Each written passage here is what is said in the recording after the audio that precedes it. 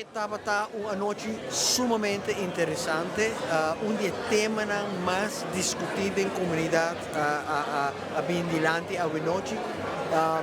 O tema de Airbnb, of short-term rental e efeito que tem arriba vivienda. Tem diferentes acercamentos, logicamente, a indústria de Airbnb mostra as vantagens que tem para criar trabalho, criar atividade econômica para uma quantidade de grupo.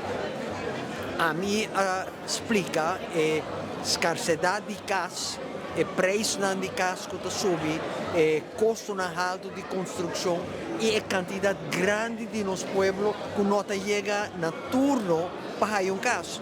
Of o custo não sigue a subir sin alto, que não pode chegar a casa. Que a responsabilidade do governo está a e se me explica exatamente o que nós estamos fazendo, esta de criar casa para a gente, seja dentro de um terreno, nós estamos começando outra semana de um sistema novo, ou criar casa que a gente por comprar ou huur.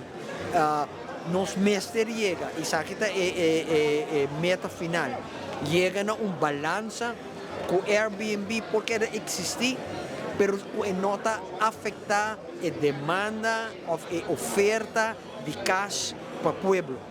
Nossa responsabilidade de governo está para procurar para o povo a casa, também é uma entrada mais boa, também é jovem que bem Aruba, bem viva, também é pensionado que quer casa chiquito. Nossa responsabilidade está para procurar para a casa e tem uma demanda grande, nós estamos mais de 10.000 gente, mas nós estamos começando com as 6 meses, como a visa do parlamento, a visa a noite, nós estamos ter regras novas para Erfbach, para não cair a indústria de Airbnb, para sobra o povo mestre de vivienda.